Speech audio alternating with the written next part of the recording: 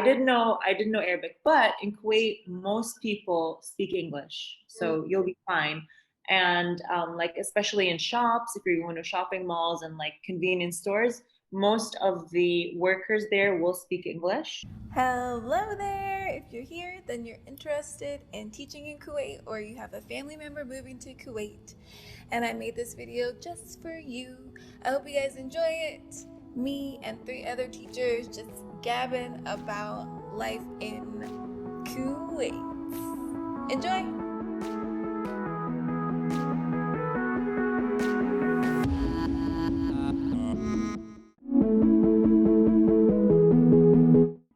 What is it like for foreign children living abroad? So everyone speaks English, so that wasn't a problem.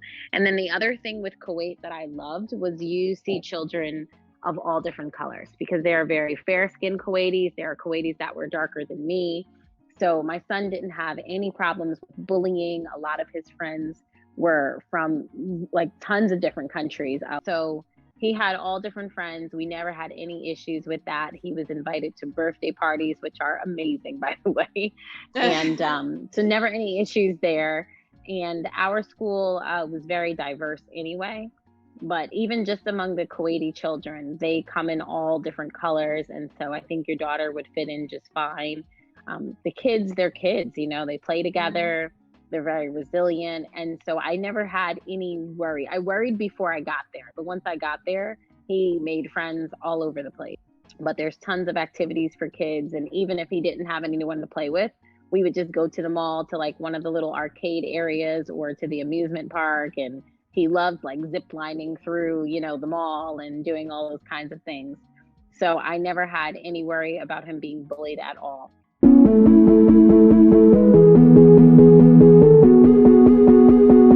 How difficult is the language? How much is English used?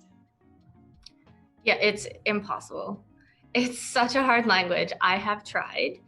When I first came to Kuwait, so when we came here, I used to live here with my parents when I was little, and then we left to Canada, kind of thing, when I was much younger. So I actually, so I was born in Lebanon, but I never really lived there. We came to Kuwait when I was like in KG1. Okay. And I stayed there till elementary school, and then we went to Canada. But anyways, when I first joined, because the Lebanese accent is so different than the Kuwaiti accent, I remember coming home and like crying to my mom because I had no idea what these kids were saying, even though it's Arabic, but it's a completely different dialect, you know? So yeah, I didn't know Arabic, but in Kuwait, most people speak English, so you'll be fine. And like especially in shops, if you're going to shopping malls and like convenience stores, most of the workers there will speak English. And I haven't been very successful. When we were in Egypt, we had to learn Arabic a bit more because not a lot of people spoke English in public. So we learned like some basic Arabic just to get us around in taxis and kind of negotiate and stuff. But when we got to Kuwait, they have a completely different form of Arabic. So basically everything that we learned in Egypt didn't apply here in Kuwait. And because of that, we kind of like gave up on learning Arabic. And then also every person speaks English. And I think because this like service sector is mainly immigrants, so there's like a lot of Southeast Asian immigrants like working in these divisions. And so the common language is English. And therefore everyone just speaks English. You can, like I use Duolingo to practice my Spanish, and they've recently got an Arabic program on there now. So I've tried to like play around with that a little bit. And then I try to encourage my friends to like speak more Arabic around me. Because I think that you would probably pick it up that way better.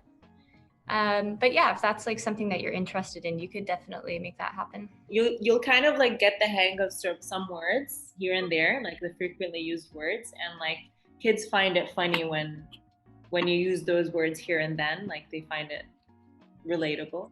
But you're not expected to learn the language, no.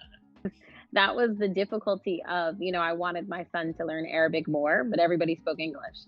So he did have an Arabic class where he would learn Arabic, but the Mhm. children spoke English, the adults spoke English. If we're out in public, they would just speak English. It was very rare to find someone that didn't speak English.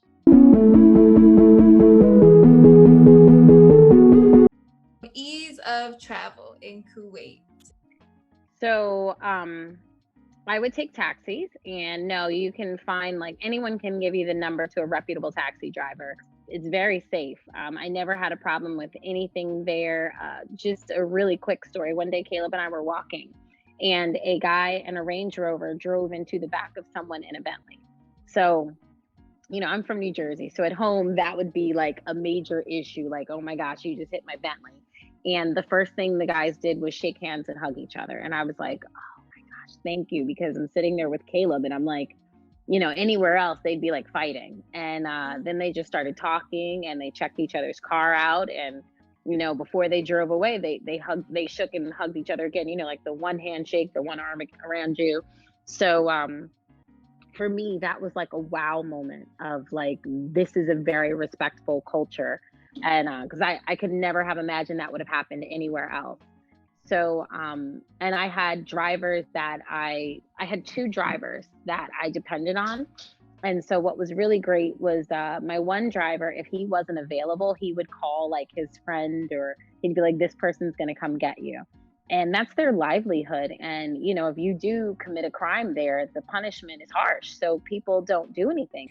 I think taxis are pretty easy. Like there's a couple of taxi drivers that we all just use. Like they're just kind of like our drivers.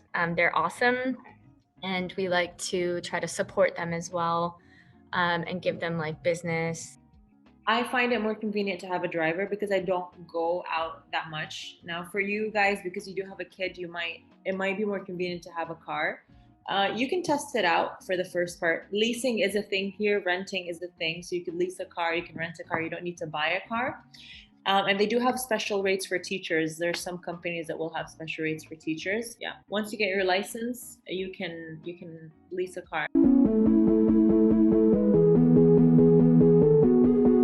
Okay, so is it necessary to get a license? Like, do you feel like it's cheaper to like get a license and get a car, or to take a taxi instead? I think that depends on your lifestyle. So I have my license, and my husband also has his license. We kind of went through what's known as like a bit of a scam, because apparently this is what they do. They take groups of people to get their driver's license, and they automatically like fail half of them no matter what, because then they want the money to do the test again.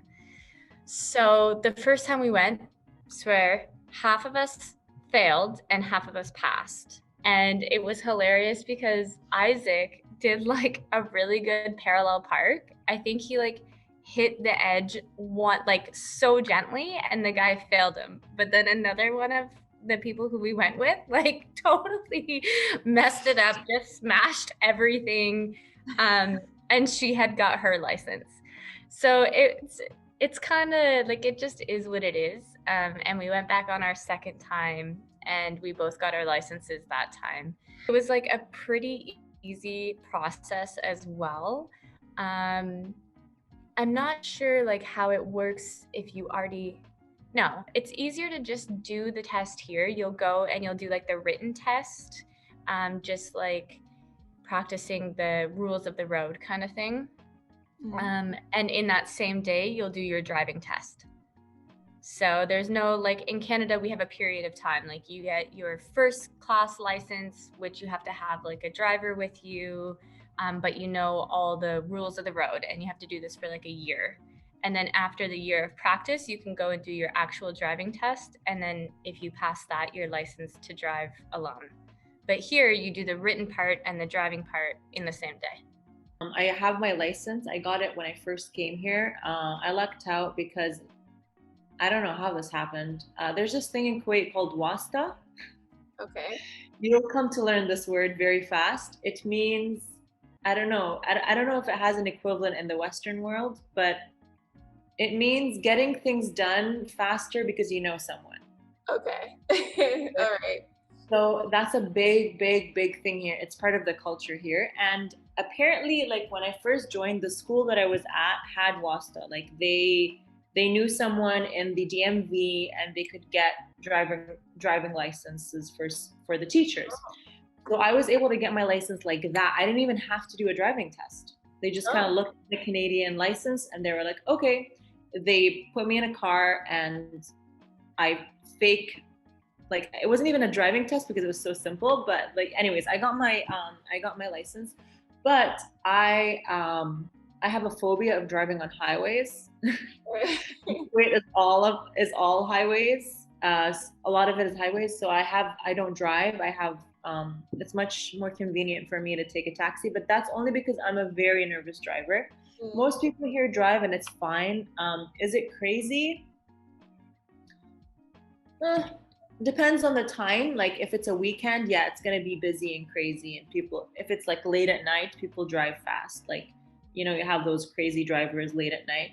But for the most part, no, it's fine. It's fine. For me, I definitely prefer having a vehicle. And that's because I want to be able to just go when I want to go and not have to worry about ordering a taxi or paying, because it's kind of expensive.